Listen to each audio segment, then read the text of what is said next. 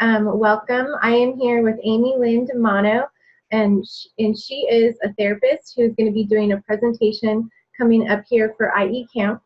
And I'll let you introduce yourself, AmyLynn, and then I'm Tyra Butler. I'm a licensed marriage and family therapist, and I have a practice in the Corona-Norco area.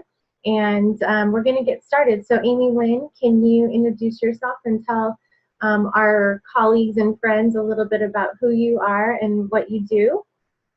And then you're going to Thank you so much, Tyra, for taking the time to do this with me. I am really overjoyed to be presenting in August at camp. A great place to get CUs and learn about things that can improve your practice. So hope to see you there. My name is AmyLynn Dimaano. I am a board certified music therapist. I'm also a state certified drug and alcohol counselor. And today we're at my studio and we're doing this interview by phone so that I can take you on a little tour, because music therapy by nature is interactive. So whenever I do demonstrations or interviews or presentations, they're always interactive because music therapy is a practice, it's interactive. And you're going to find out a lot more about that when I present. It is not entertainment. It is not me playing music for somebody. It is an interactive therapeutic process. So let's start interacting. I'm going to take you around real quick to show you the studio. This is when you first come in. I have a little waiting area. Try to make it as comfortable as possible for people. We're going to go down the hallway a little bit here. This small room I use for meditation groups, guided imagery, support. I have quite a bowl collection. I like to use vibration in my healing group. It's pretty neat, huh? Yeah, can you give go back in there and pan around just one more time? Sure, yeah, absolutely. I can't really see it, so tell me if I'm doing a poor job. Yeah, so here's some of the bowls. Room. I'm going to turn on another light in here so we don't have mood lighting, but maybe you can see better. Yeah, so this is a small group room. There's some other bowls here, the Tibetan ones. And then if we go out into the hallway here, you'll see that I have started a collection of sound trays, because I like to combine music and sound trays for interventions, as well, especially for workshops. This is my large group room. I have a lot of events here, including sound baths, essential oil and music workshops, sound tray and music workshops, etc. And then the final room I'm going to show you is where I do the individual work. And I'll be talking a lot about that at my presentation. It is called the Bonnie Method of Guided Imagery and Music. In the music therapy field, we refer to that as GIM because it's a very long term. And it is a music psychotherapy process that involves music and imagery. It uses very specific classical music only, very particular programs that are put together to support different issues. Right? So the client has a music and imagery experience in which I'm guiding them through. It's not what most people think of as guided imagery, where the therapist or facilitator is saying, go to your happy place.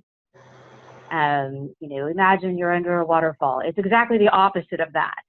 I don't do any of that. There is no instruction. The music actually takes the client on the journey. And my job as a guide and as a therapist is to insert minimal interventions and support that will keep them in the process. Because when we use music, and I'll talk about this extensively at the training in August, we are activating the entire brain. So this frontal part, the frontal cortex, where we do all of the analytical thinking, all of the logic, is connecting with what sometimes is referred to as the snake brain in the back here, where the limbic system is at the brain stem base. This is where our triggers are, our emotions, the things that we cannot manage with the frontal cortex. So when we do any kind of music, it doesn't matter what your preference is, the entire brain is illuminated, working together. And so that allows the subconscious to pull out imagery and people find their own answers, which I feel personally in my own personal philosophy of therapy is the very, very best medicine. I can't tell you what to do or what to change, but I can help you figure out for yourself if I'm skilled at doing that. So I'm going to show you this room a little bit. This is my individual room. You'll see that there's actually a bed in here, although some people are not comfortable lying down on a bed. I have a chaise. There's also a drawing part in the body method. People do what's called a mandala. Can you make sure you're talking into the phone, because every now and then. Oh yeah, sure. Every now and then. So yeah, there's a bed in here for people to lay down during the GIM process, or a chaise lounge if they're not comfortable with that. They do close their eyes to go into a deeper place. And then there's a drawing portion, I'll show you, where after they have done the imagery, they are going to come and do what's called a mandala, which is a personal world, personal circle drawing of the experience in the music. Then we're going to process verbally about what was that like for you, what did those symbols mean to you, what did you notice, what did you learn, et cetera, et cetera. So it's a really powerful process. And a GIM session takes 90 minutes minimum, really, to do it right. And we will be doing a group version of it at the training so that people can experience a little bit for themselves what that's like. And I'll also be bringing some drums. And here's the best thing. I want to make sure I say this because I don't want to forget. I will be doing a very specialized presentation for MFTs to be able to use music in a safe way without any additional training in their practices right now. So I'll be giving them a list of interventions, how they can do those things, very simple things that they can just add to what they're doing already. And I think that'll be very, very useful for people. I'll also be very specific about what not to do, what isn't safe, what I would counseling or more training on before doing as not to injure anybody. But hopefully you'll be leaving this presentation with some new ideas of what you can bring to your own practice right now, what you're doing well, and enhance it with some musical intervention.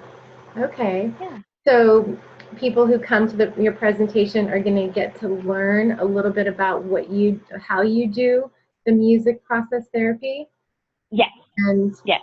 And you're going to be able to coach them to the point where they can integrate that to an extent? Yes, I believe so. I'm going to be very specific about what I feel is safe and what isn't, and why. Okay. And the last part of my presentation will be 5 recommended interventions that anybody can do in the therapeutic field by adding music in ways that are safe. But I will take you through what it is to be a music therapist, what our training looks like, what our continued education looks like, who the governing bodies are. I will give you all of that information. I will also talk about the science a little bit, not too much. I'm a music therapist, not a scientist, but I will talk about the science of the brain and why it's a little bit different than traditional therapy and why it's a wonderful, wonderful adjunct to traditional therapy. And why you would refer to a music therapist, when that would be appropriate, when it would be contraindicated. So I'm going to go through a lot of things, but we'll do a lot of active interventions, including some drumming, songwriting, some listening, and then some group guided imagery and music bonding method, so that people can get a taste of the different things that a music therapist might do if they work in this population. Okay. Yeah. All right. Well, then, can you tell us a little bit about what led you to choose and pursue music therapy versus? Oh, let's talk about me. Yeah, I thought I was going to be a rock star. This is a true story. It's quite entertaining, but it's really a true story. I thought I was going to be a rock star. I went to Berklee College of Music. I actually finished. And I was a singer and a songwriter, and I wanted to help the world with my little songs. Okay. There were a lot of personal issues that got in the way of that being a successful career for me. I now see that as a bigger plan of where I was supposed to land, you know, many, many years later. So I left music altogether in my 20s, my later 20s, and I worked for a district attorney, a blind district attorney in a sex crimes and family violence unit. And I worked with victims, and watching people get their power back through the judicial system was just the most moving experience I had. But I was getting into my 30s and I needed a career. I couldn't be an assistant forever. I had a music degree. I really wanted to help people. I had a friend who had become a music therapist. And so I began researching, was there a local school? And there was. I went to Cal State Northridge in my early 30s. So I went back to school and got the equivalency because I already had a music degree, bachelor's. And then later on went on to get additional certifications in drug and alcohol counseling. Music therapists tend to specialize. So many music therapists do not work in the psychiatric realm at all. They are only working with folks that have physical disabilities or traumatic brain injury or autism, huge in autism, especially with children. I do not work in those populations. I do not work with children.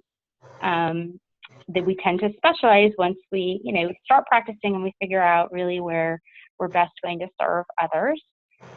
I worked in dementia and Alzheimer's when I first started, and then eventually found my way into addiction and recovery, eating disorder, and that seemed to be a fit for me. So. Yeah, I could see how in addictions and eating disorders, I worked in those fields too when I was a pre-licensed therapist. So I can see how the integration of music therapy could, along with those other modalities you're talking about with the guided imagery and meditation, I could see how all of that could really be a powerful adjunct to just talk therapy. Exactly. It's, if I have one goal for me in this presentation, it is to represent music therapy in its entirety and everything that goes into the study and becoming a music therapist and maintaining your certification, because it's such a small profession. Most people, frankly, including myself, before I began to study it, don't know anything about it, don't know how it could be benefiting their clients. And it is really an addition to. It is not instead of. So we can work together, and I hope that we will work together. Yeah. And so your practice is in Redlands? Yes. My practice is in Redlands. It's called HOPE, which stands for Helping Others Purposely Evolve. Here, I'll just... I like that. Yeah. Yeah, so I'm in Redlands. My website is Music Empowers, like to empower someone with music.com. And probably my favorite thing to do is to work one-on-one with folks. I have a lot of group experience after working in the field of various treatment centers, different levels of care. Worked in mental health for 12 years now. So I do run a lot of groups. They're fun, and it's definitely a different experience. I like to have groups available for my individual clients as well, because I feel that it benefits them to be able to take part in both styles. Have that social interaction too around it. Exactly. Okay, so your primary population is adults then? Yes, always adults. Children are taller than me, which is a problem. Okay, and so you do both the music and the sound tray with adults? I do. I do, and it really helps them access the inner child stuff. Because that's just the nature of sound tray. Yeah, so I'm playing around with different workshop styles with the sound tray. It's relatively new here, but I did one where they did an individual tray after a sound bath. So lying in the vibration, I have a large gong. I don't think I showed you the gong. I have a gong. I have a big drum too. Up there, we're getting the drum in here. That's the table drum. And then this is the gong. Let's see if I step back a little bit, you can probably see it. It's pretty amazing. This may be the only Facebook Live you've ever done that had a gong in it. So they lay in the vibration. So lying down on the floor like on a yoga mat. I do some live singing, I do drumming, use the bowls, the ocean drum as well. It's kind of a fun instrument. I kind of like to show you that one too.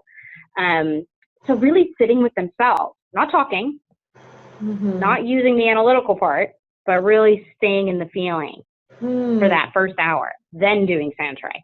Okay. And the results are kind of amazing. People are really in touch with themselves before they do the sand tray process. So this is an ocean drum. Okay. And what do you do with that?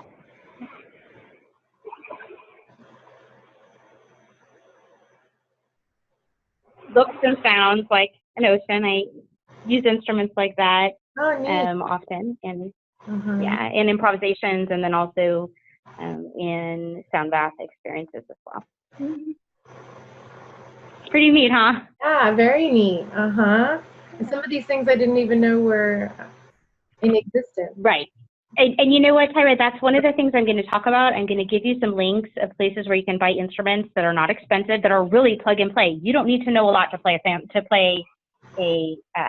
ocean drum. Really, all you have to do is pick it up. It plays itself. So you can purchase these types of instruments, not a lot of money, and I'll give you some links of where to do that, and then use them with your clients. So enrich the work that you're already doing. Yeah. Yeah, that's what I'm hearing too, and what you're saying is that this can really enrich and expand a clinician's offerings and ways that they can intervene and support their clients. Exactly.